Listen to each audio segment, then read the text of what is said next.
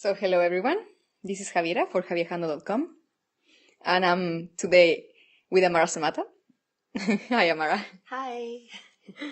The topic that we are going to be exploring is everything is love, and it's such a big one. To be very honest, I'm very thrilled to be talking about this. I mean, more than talking, to be honest, I'm going to be listening and just asking some questions that might come to me for all of us. This is such a big statement, Amara, when we say everything is love. Yeah. I'm like... Yeah, let's just take that in for a moment. Yeah. Oh, and see what that brings up, you know? What does that bring up in the mind, in the heart?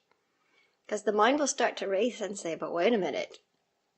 You know, if that's true, then what about this? What about that? And we can talk about that. Yes. Like immediately what comes to me, I'll just be a resonance box, I guess, for... Yeah, in this interview. Okay. There is a big... The way you say it, and when I listen to your experiences, it's like my whole being shines, right? And in recognition of that truth. Yeah, it's true. If we allow ourselves to feel into this this statement, everything is love. Yeah, it's very interesting to see what happens, because something will begin to expand and something else will begin to contract. And if you're observing yourself in a very awakened or conscious state of awareness, as you said, you start to feel like you just want to shine, you know, like, yeah, this is really true. And this is the expansion of that love. Which again is not completely true, because that which is doesn't ultimately contract or expand, but it feels like that. Right. So it feels like, the love of that, the truth of that is expanding. And then the lie and the fears within that begin to contract. However, if you're looking at it from let's say,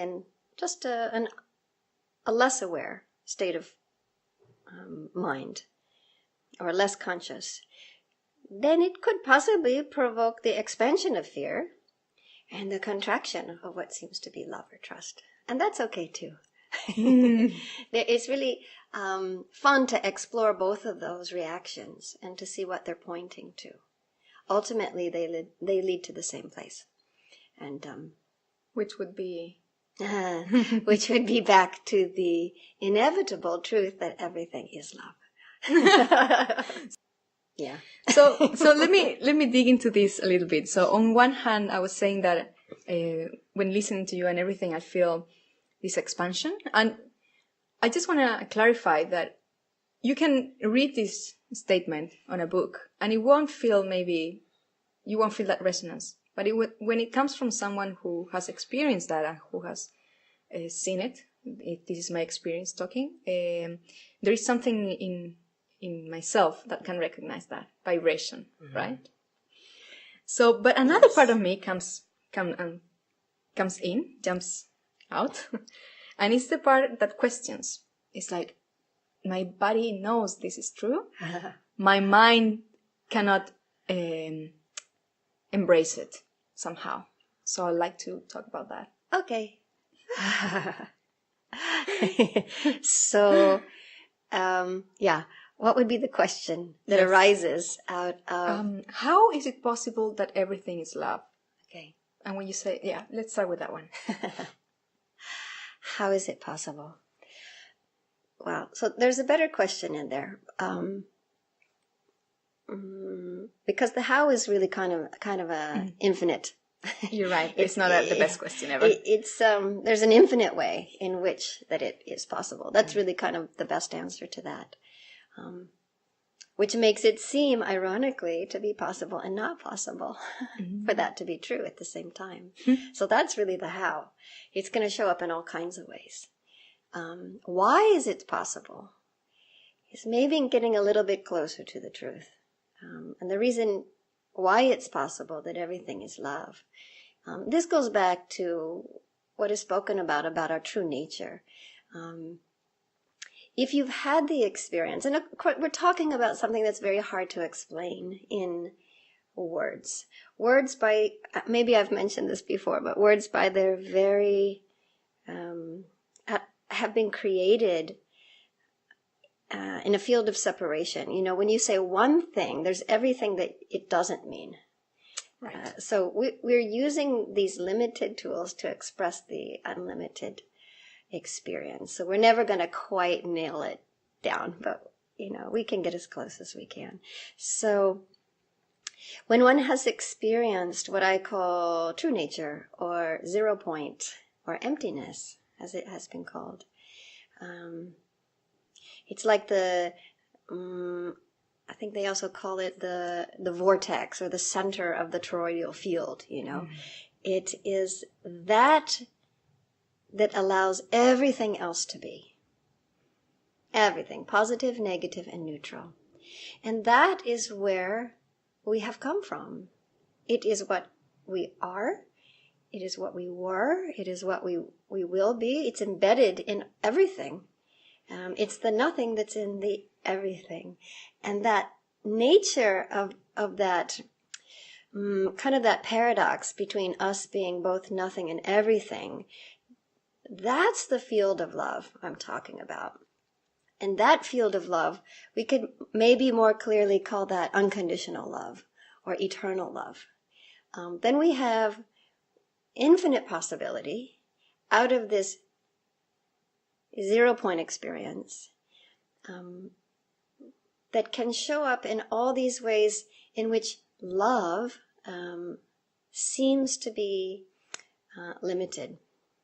And then we can call this all the way down to things like hate, which is actually just what is perceived as a limited expression of love. Right. So does that make sense? It does. It does make sense. Okay. So there's a component of perception here. Yes. And as you were mentioning before as well, is because you were using the word illusion at some point. So let's go back into the perception concept. So when you are not holding within you consciously your divine or your eternal or infinite nature, while having a limited, finite, ever-changing experience called relative reality, when these two are not held together as one, which is an expression, we could call it a perception or an experience, or the highest experience of wholeness. Okay, so anything less than that is a more narrowed perception. And in those narrow perceptions, in those limited perceptions that don't see the whole, the big picture, meaning the everything and the nothing, the total cosmic, or as close to it as you can get, cosmic perception, and this also micro perception that's happening right here in this very moment, that just can only be found in presence. When these two are happening at the same time, there's this almost an explosion that happens that shows you that it becomes, you become attuned to it or aligned in it, and your perception actually shifts to its wholeness, is really how I could call it, or its infinite nature. And this allows everything in this field to be perceived for what it really is, which we could call love. It also has truth within it. It has light within it. And these are all backed up by vibrations and, things that you could quantify in scientific terms and so on. But let's bring it into a relative space of, most of us are still, although it's changing a lot now, people are starting to wake up to the wholeness of our experience. And then this is a very exciting, this is a big game changer. This means we can change the rules of the game. This means that everything can shift in a moment. But until that happens, or on the way to that inevitable happening, there's a perception that says, no, this is loving and this is not loving. Right. This is good and this is bad. This is wonderful and this sucks. Yes. And that's fine. That's fine. That's a part of evolution. It's like I call these bridge experiences, or it's like being on a ladder. There's nothing wrong with being on a ladder, going wherever it is you're going. Once you reach the destination, which is where you always were, ironically, yes, then you don't have to beat yourself up about climbing a ladder. You just see that was really sweet too. Oh that was necessary. Yeah. And you just compassion comes out of it, and you step off the ladder. And if you need a ladder again, no problem. Just get back on it, Don't lie to yourself. And if you see someone who needs a ladder, sure, or you throw them a rope, great, help them up. It's ultimately not needed. And when you discover that, that's a big day. That's going to be a really big day for you. Maybe even a few weeks or months. Amara, you said something that it caught my attention while you were speaking. You said we could call it love. Yeah. Right? And somehow the word love is quite charged. And some people will have a lot of resistance to it because we have concepts about it, experiences related to it, and we might close ourselves to what we think is love. Mm-hmm. So what would be a different way, or a word, or, and we know it's a limited way to talk about it, to call it to the same thing? Yeah, so when I originally experienced it, I called it perfection perception. So I called it, I experienced it as pure perfection in all experiences at all times, no matter what. I was even, in the process, there were places where my consciousness was taken. I was taken into higher realms. I was taken into lower realms. And I was shown it's all perfect. I was taken into, and that left me in the present. And also seeing in my present life experience, as this experience, as she is, there's a perfection in all of it. And because it's perfect, and because I'm seeing its perfection, I have the freedom to then consciously evolve, consciously choose, even if I'm choosing the choiceless state, the choiceless way of being, which is the ultimate freedom as I experienced it. But until that's consciously known, being in a choiceless state feels like the ultimate lack of freedom. So it's the same we could say with love. So this perfection is ultimately all-pervasively loving. We could maybe call it unconditionally loving. When we experience that from an unconscious point of view, it becomes limited or fractal or separated or seemingly less than whole. And this is where all these experiences has sort of maybe chipped away at this holistic experience of love and brought it down into these limited kinds of love, which we call falling in love, or, I think even the Romans or the Grecians tried to quantify these different types of love, and these are all parts of a whole. It's like puzzle pieces, we have the piece called, sexual love, and then there's love of cake and love of pets and love of children and love of self and love of God, and and these are all kind of limited experiences. And because they're limited, because they could only see so much and they didn't see the perfection of everything else, when there was anything that came in and created a feeling of hurt or disappointment or sadness, or anything within the negative zone, then we said to ourselves perhaps, well, then it couldn't have been love. Because deep inside we say, hey, if it were really love, shouldn't I feel better than this? Shouldn't it be like, shouldn't I start to shine? Why did my shine go down? Why did my happiness go down? If this is love, then it must not be true. And then we take that little piece of love that was real, that really was real, and and then we sort of throw it out as maybe it wasn't love. And then the disillusionment begins. And it just snowballs, it becomes bigger and bigger and bigger. Oh, that's not love, and that's not love, and that's not love. Then what is love? Maybe there is no love. And a kind of real strong sinking happens in the heart. And we have a lot of people now saying, that maybe there is no love, or nothing worthy, or nothing completely as complete as a holistic, infinite love. Maybe it's not true. And this creates all kinds of distorted behavior. Well, then if that's true, then what? Then you have to grab at as much love as you can get, before your days are up. Well, what can I get? Giving and getting, and then we start negotiating. Because now we're working with limitation. Limitation is true. Okay, I'm going to start negotiating. Right. And this makes us ultimately, I think, sad. This is disappointing. It's supposed to be. Yeah, exactly. Like if everything is love, even this experience of not being able to see that everything is love is part of it. Yeah. And so what's happening, what people don't understand typically, what I find in working with so many people, is these experiences will come up that feel very unloving, hurtful. Right. Be any... painful. Yeah. Disappointing. Even infuriating. Frustrating. Boring. Whatever. And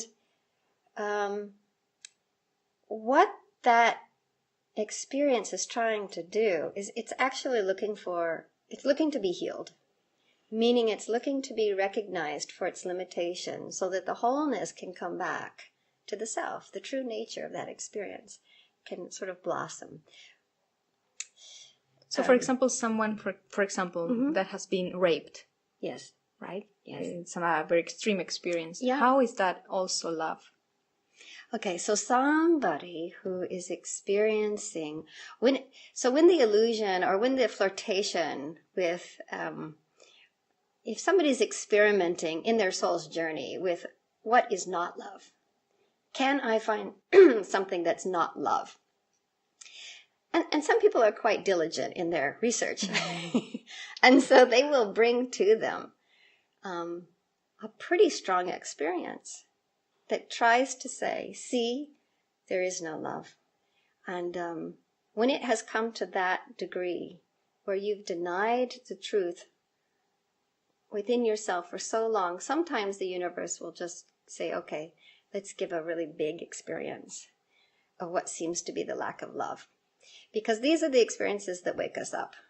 Well, the opportunity to wake up is huge within them.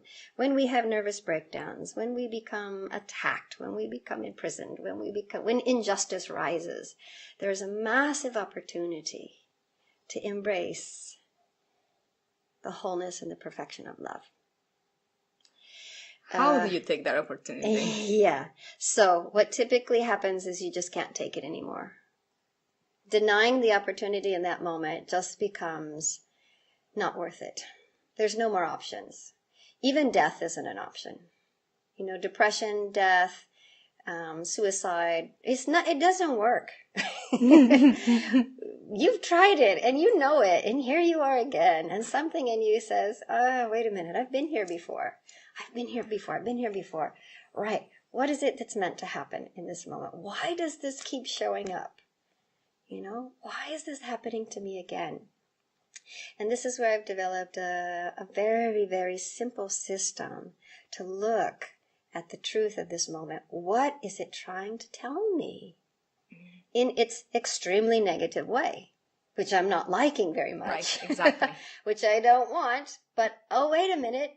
Not wanting it's not going to work. Blaming it's not going to work. Falling victim to it's not going to work, right? Whatever, giving into it's not going to work. Fighting it's not going to work.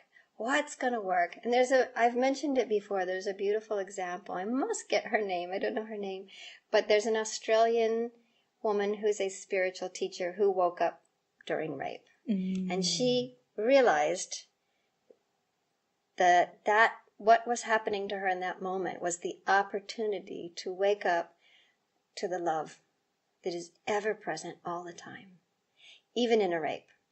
And something in her soul's journey, just decided that's what it needed to do, to absolutely prove it once and for all.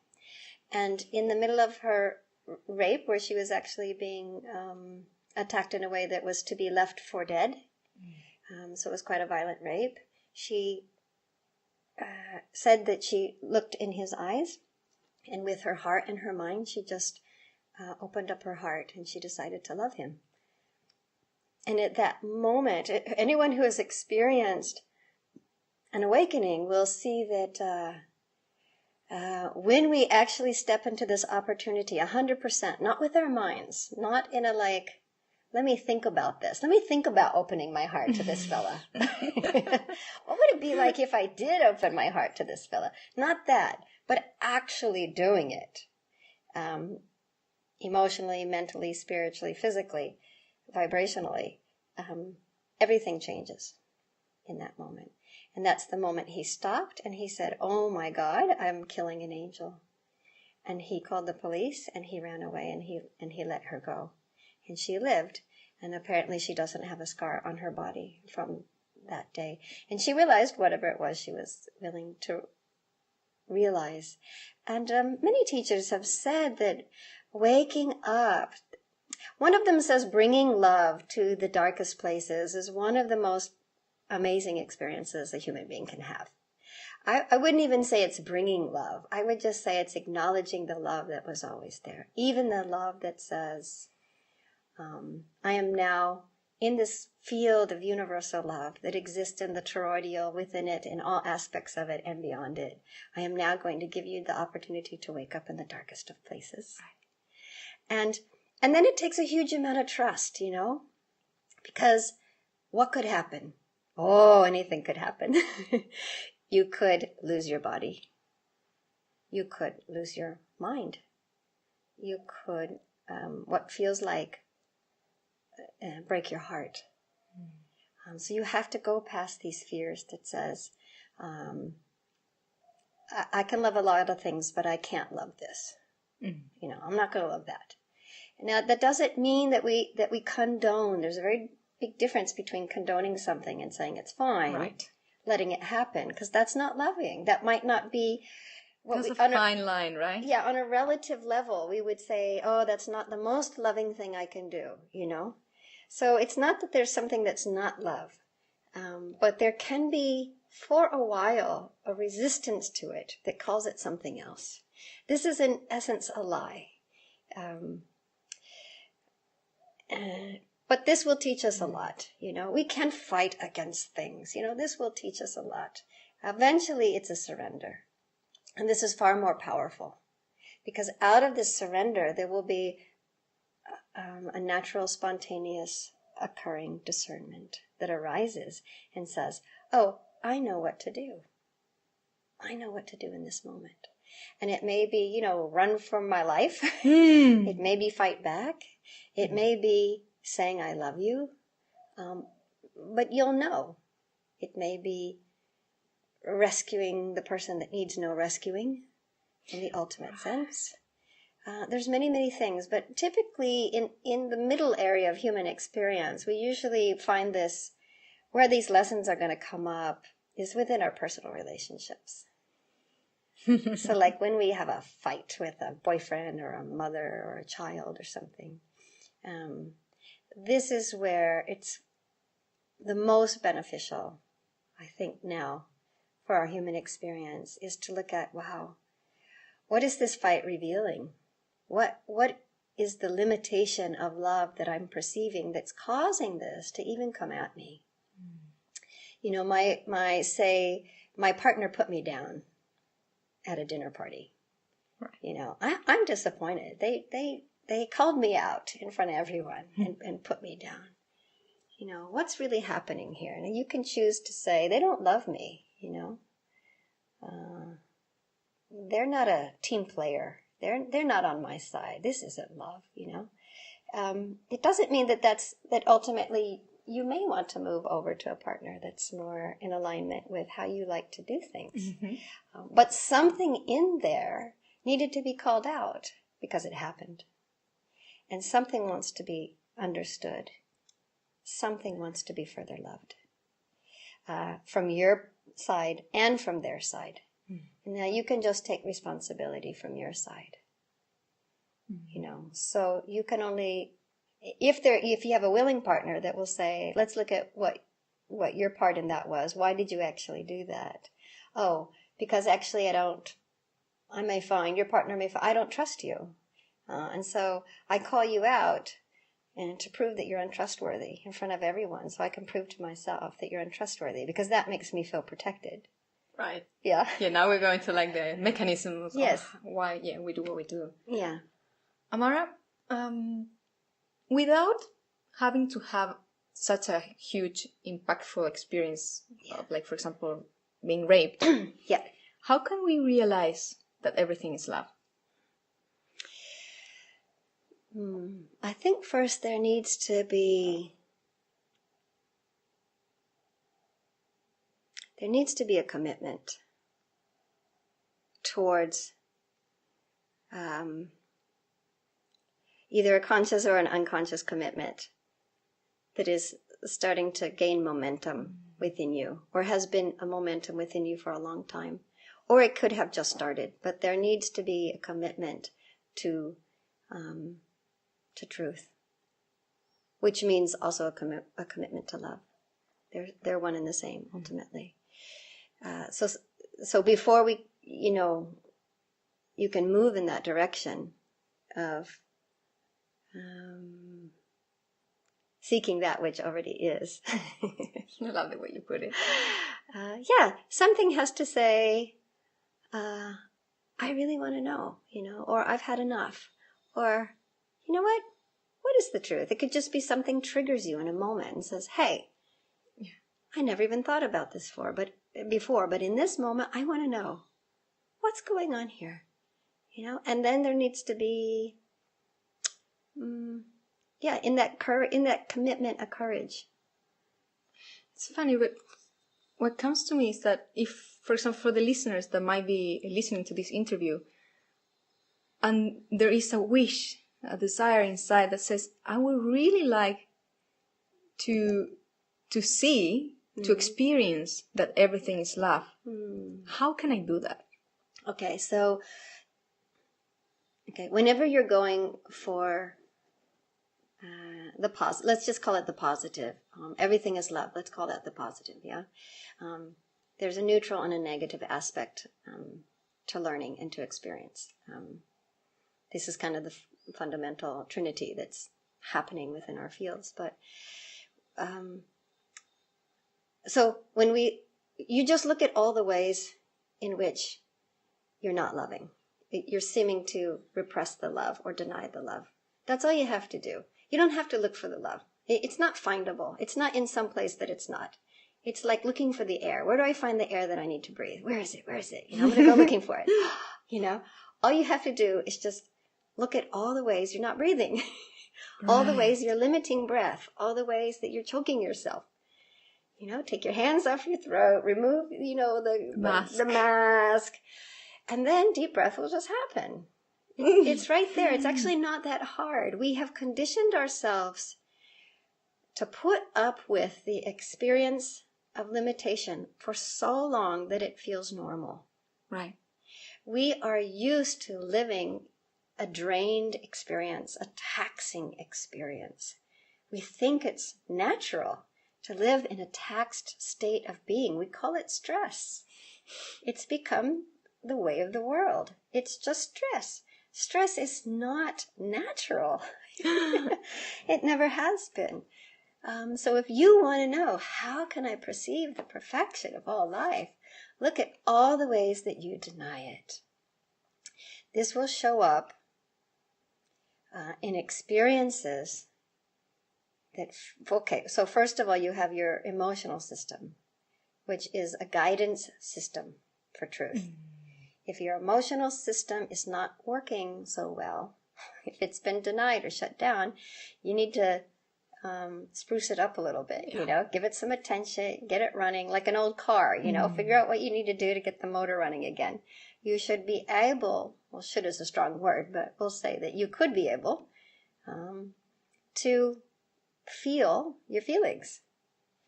It's a very important part of knowing, how can I embrace the perfection of life? Well, you have to feel, does this feel perfect? And I tell you, when you're in the perfection, you can't deny it. It's almost unbearable to the old system. It's in such contrast to the old system that you might look a little, crazy. You look so happy. Everyone's going to want to know, what are you on? Exactly. What happened to you? Why aren't you stressed? You don't look normal. Is it contagious as well? Sure. Yeah, because something inside, that spark inside that's always there, that has temporarily have this illusion of a shadow. The shadow self is not real. Evil is not real in the way that people think it is. They feel real and they're experienced as real to show you that they're not. It's a paradox. This is where I do disagree with people. If you ask people who really believe in true evil, they have not had an awakened, they have not tasted emptiness. Right. Ask anyone who has tasted emptiness if the shadow aspect of self, if the evil really exists, and they'll all say no. But many of them will take you through processes to deal with your shadow side. Right. But it's very good if you're working with someone that's going to take you through your illusions, through your fears, through your shadows, through your unconscious desires that are born out of fear, which is this beautiful, we could call it limited expression of love. This little seed of love. Fear is the way that the whole system allows you to wake up to the truth of what it is. It's not something opposite of what's there. So make sure that you're working with yourself or with somebody who has seen the bigger picture. Otherwise, it's just going to promote more of the same. That's a great advice, actually. Yeah. Actually, one who can walk with you and through it. Yeah. If, somebody who has been to hell come back and seen that, it's really beautiful. And, you don't need to spend a lot of time there. And in fact, you don't need to be there at all. And in fact, it doesn't exist. But if you're living in a hell, no problem, there's ways to go down there and turn that around. And the first thing is to start to feel, what is the truth? When we are in living a lie, it feels pretty crappy. When Right. we live a lie, we don't want to get out of bed in the morning. When we live a lie, it's exhausting to go and do what we have to do. When you're living a lie, there's a lot of, I will call it a taxing experience. And your emotions will tell you, I feel down, I feel depressed, I feel sad. I'm not seeing the love that's actually right here. So if you're going to look on the positive side, so first you notice those negative feelings. Okay, then what? Wow, I'm feeling really down. Okay, now I need to get in touch with what enlivens me. So there's two things that make that leap over into enlivenment a lot easier. Right. This is what I call the medicine of forgiveness and the elixir of gratitude. Beautiful. Yeah. So look at what you need to apologize for. Look at what you need to accept an apology from someone else about. Right. Look at what you need to be thankful for. Allow yourself to receive other people giving thanks to you. Figure out what you love, and let that happen. There's one thing I just want to say that's going on very strongly with people now. They have confused true feelings and thinking about feelings. It's the same thing. Interesting. What's the difference? So when you are feeling a real feeling, We are very much in our heads now, and technology is allowing us to live in the headspace more and more and more and more, to the point where, so when you have a true feeling, let's call it sadness. So you will know, because you will say to yourself, I feel sad. I feel sad. And then there'll be some sensation in the body.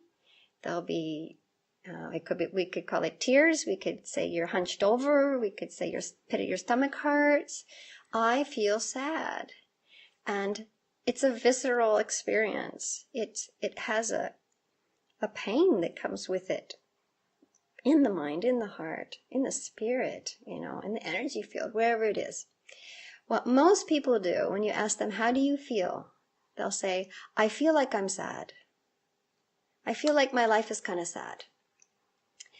So what they've just done, separated themselves, is they've just separated the feeling from the thought about the feeling. Yeah?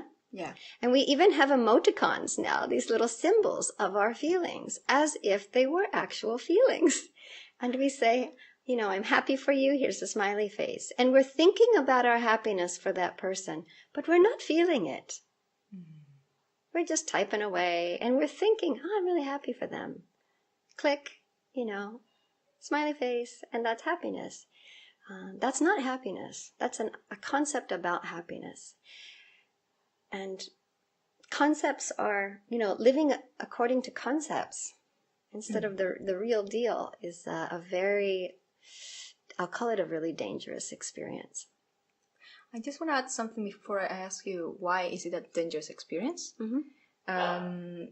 Because when you said, for example, there is a difference when someone, if you're really in tune with yourself and someone sends you a text and said, I'm happy for you, mm-hmm. you can actually feel the vibration, the vibration or the lack of vibration in those words. True. So you can feel, of course, you can feel happy. Using technology, it's also possible to send a message like, I'm happy, but just make sure that you really are happy when you send it. Yes. And the other person will be feeling that vibration in those words. Yeah, that's right. I'm saying there's a tendency now to mistake absolutely happiness with a symbol of happiness. But if we're actually really, really feeling it, and we can't be close to the person in that moment, and we send a little smiley face, then that's a useful tool for spreading the love and happiness. And we do sometimes see something on the Facebook thread that enlivens us, and we think, that's amazing, and we click like, and then 10,000 other people click like, and it feels really good. You can say, I feel good about this. I'm so glad this is happening in the world.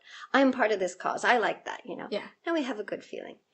This is a true feeling.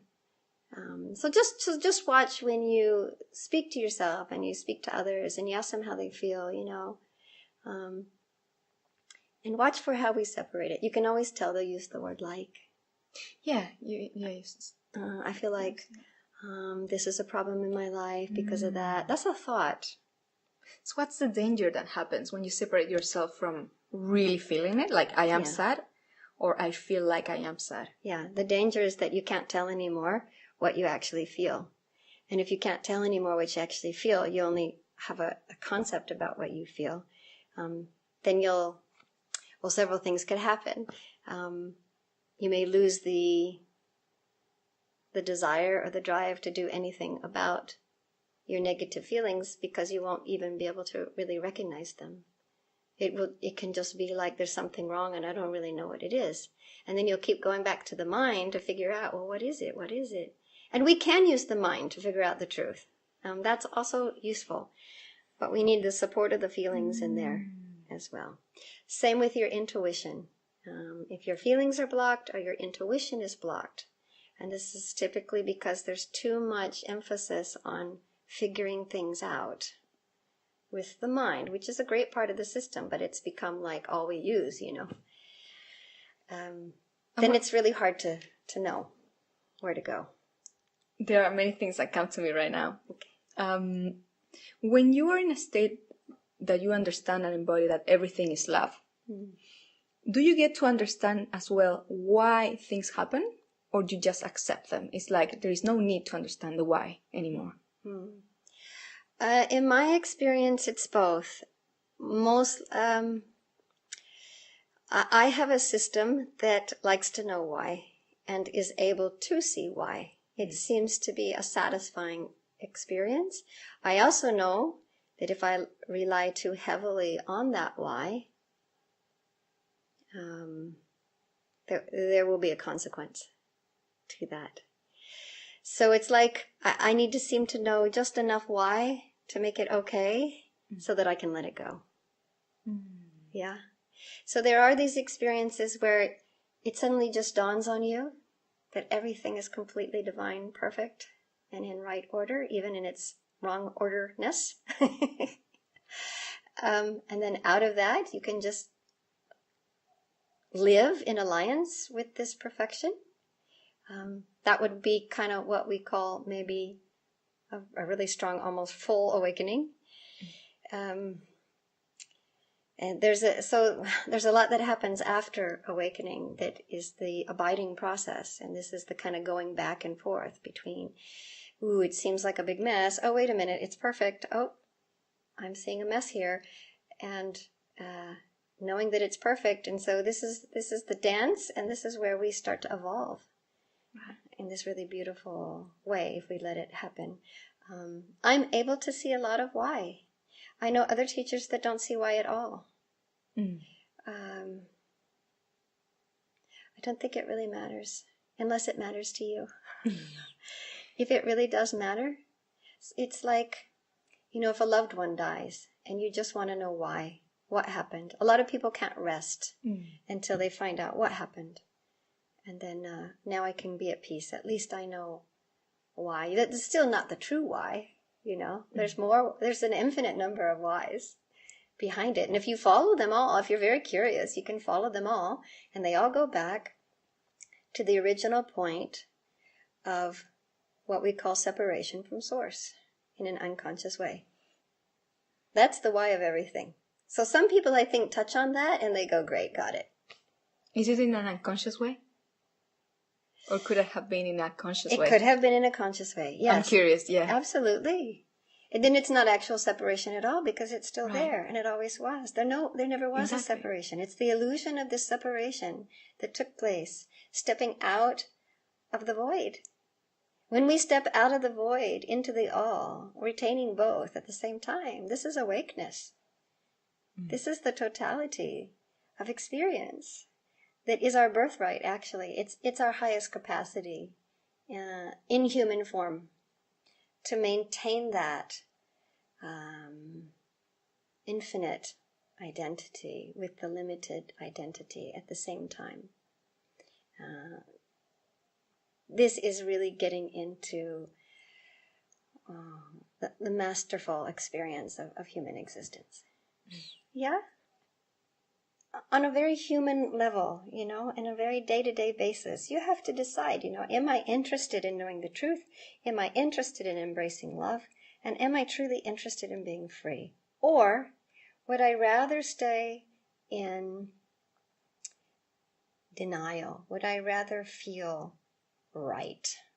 Would I rather hold on to illusion to prove to myself something that ultimately I secretly am probably going to have to admit that I'm going to find out wasn't true after all?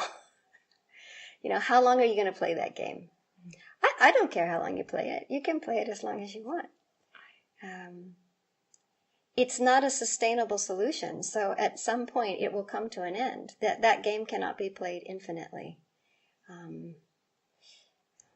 Not in that same way.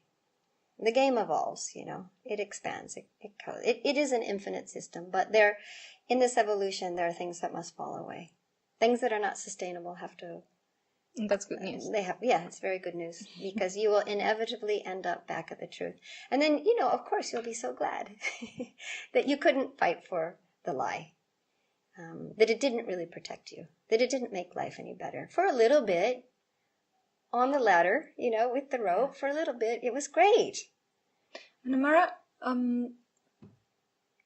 the image of war, the image of a world that it's struggle and that we are looking for something else, right? Comes to me. Is it possible to understand the why once we have stepped into the truth of that everything is love? Wow. Yeah, there is a overall why. We could call this a universal why. And then there are an infinite number of individualistic whys, you know. So it's kind of like maybe the sacred geometry of the flower of life, and you know, it's circles within circles within circles. You're going to have your own individualized mandala or experience of life that says, this is why. For me, Yeah. I'm in this war, you know, or I'm not in that war. I'm whatever it is. And then there's the universal, which is kind of the big circle that contains all the other circles. That we are on a universal level asking, why are we in this war, or not wanting to be in this war anymore, or wanting to be in it? And this is a struggle that is happening very strongly now. And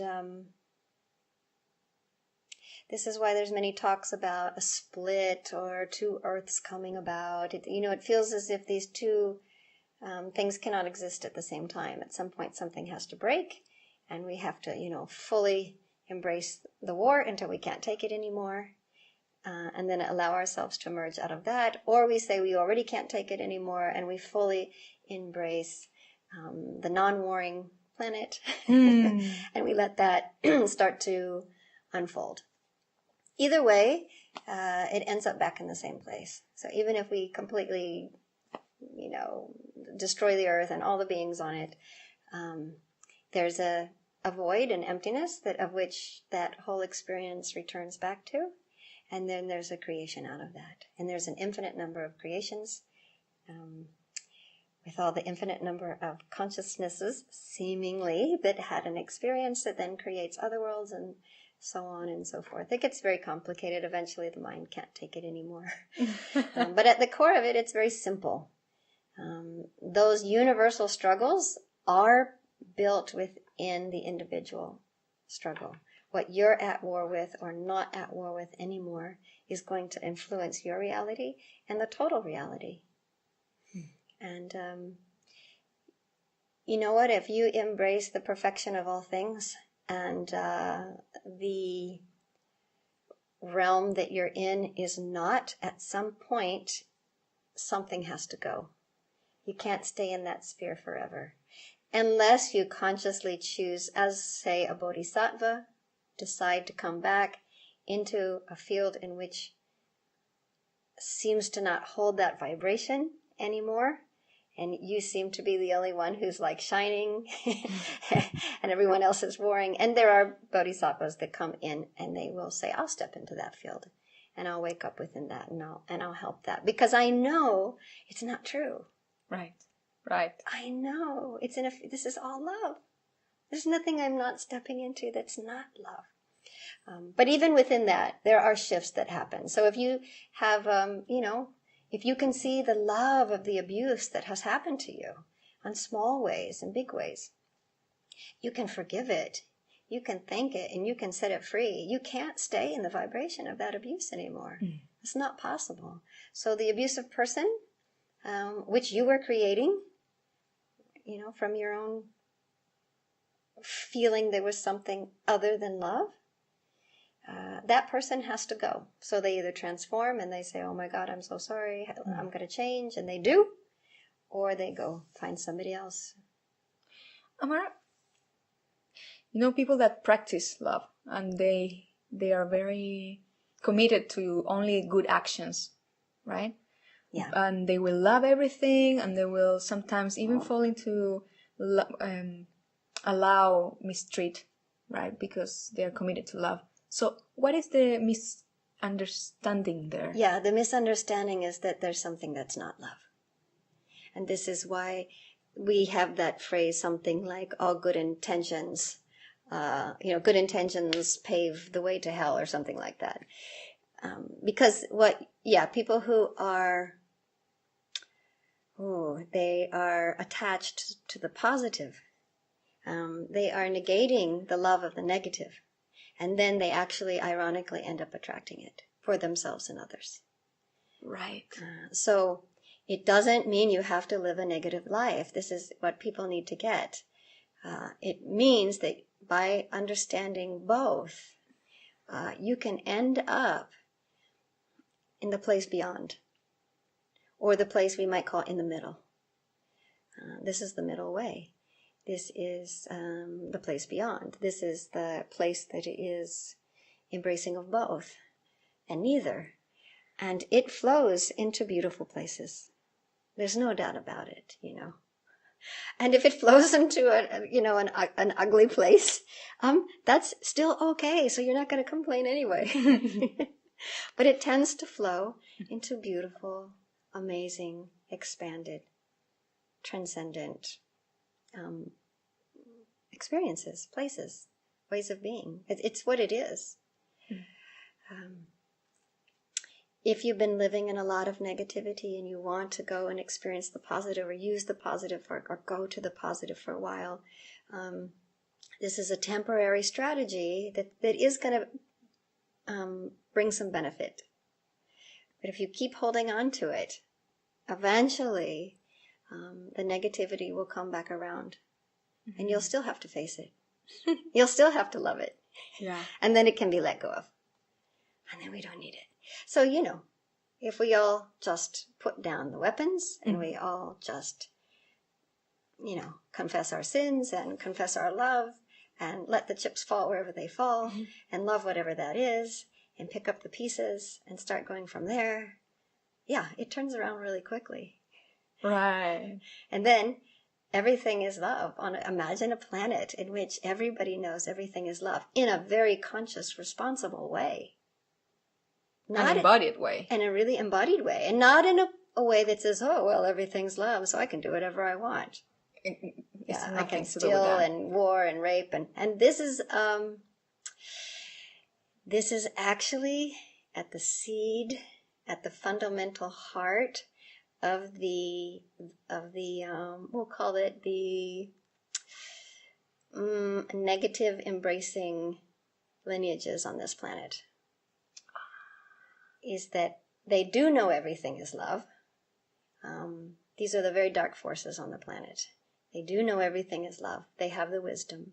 And so they say we can do whatever we want because in the end we know it's all love anyway. And we're helping you realize that it's love.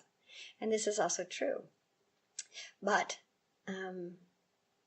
it is that wisdom is lacking the compassion that says because it's love, we don't have to keep doing this anymore. It actually doesn't need to be this way. There's actually a better way. There's a freer way that feels better for ourselves and for you. And it's just because it's a habit that's gone on for so long. It's a mantra that's gone on for them for so long. A brainwash that's been indoctrinated that they think that upholding the right to it. And they actually do go against their true feelings in order to sustain it. They do try to take the heart out of the equation in order to do what they think is right, which is to provide negativity so people can grow.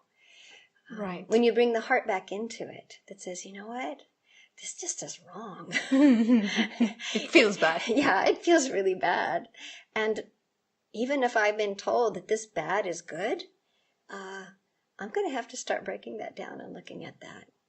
Because my truth self can't keep doing this. This is too hard. This is too much. And this is where we shift. And the soul will go through this at some point for everybody. It will say, I'm not going to do this anymore. I'm going to find another way. And then it embraces the all. And we evolve and we grow and we let it go. And there's a lot of forgiveness that's going to have to come out. Huge amounts of forgiveness. When the dark side, so to speak, which has been loving through negativity, says, I want off, get me off this wheel. I want to stop. Get me out of here. There's nothing to save. There never was anything to heal or to save or to offer in this way. When it wakes up, it's got a lot of apologizing to do. And when the positive side that's been hanging on for so long, that's been attracting this negative side, to come in and takes responsibility for, oh yeah, we didn't love you. And so you came in to show us what we weren't loving. wow, there's a lot of gratitude that's going to come up. And sorry for us, too. I'm sorry that we did that. And now we can be free. Now we can lighten up. Now we can forgive and thank and let go. And now, this is the unknown. This is the next chapter. This is very exciting. This is a planet where everyone gets to live together, untangling themselves, finding their truth in the most, I won't call it positive, I'll call it in the most beneficial way for all involved. You know, a win-win-win-win-win for everyone. Or, you know, game over. Mm-hmm. Let's just all be together. And if I have the habit of being in a way that suppresses your being, I'm just going to see that. Right. Catch myself. Right. Stop. And readjust. Simple, yeah? Yeah. What a topic. Oh my God. Yeah. Thank you so much. Thank you so much, Mara, for bringing this topic of everything is love. Everything is love. And better, more clarity into this huge topic that has so much misconception in it. And there are ways that we can really get to the bottom of it in your own life. There are a few tools that I work with that I find very effective. And so if anybody's interested about knowing about those, I'm happy to share them with you. I know you have a website as well? Yeah, the website, amarasamata.com, or the Inner Guidance Institute.com. Yeah, and you can look there, and I'm starting to offer a lot more in these ways that you can just, as we said, look at how are you suppressing, how are you denying love in your life, how are you addicted to the negative or the positive, what am I actually doing here that's denying me my birthright? And it's following the thread of fear and taking it all the way to its final conclusion to see that it's not true. And as soon as that happens, you have a lot more possibility. You're a lot freer than you realized you were. And life becomes exciting. Yeah. Fun, new. People's life change instantly. Instantly their lives change. And I have story after story after story. Not from what I've done, but from people just willing to look and see, wow. And none of them would give it up. Nobody comes back a year later after that real truth seeking and finding and embracing and says, well, I wish that hadn't happened. Many people in the middle of that process chicken out, pull back, resist if they're not shown how to take it all the way. And that can cause some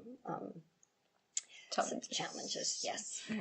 Yeah. So whether you are just beginning to seek, you're in the process of seeking, or you have even found the truth.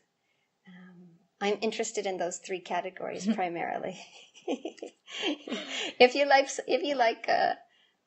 sleepwalking and playing the game in an unconscious way, that's fine. We can just wave to each other, wave to you from the sidelines. But that's not really my area of expertise. But there are tools for those people as well to start evolving in a more in a way that feels good.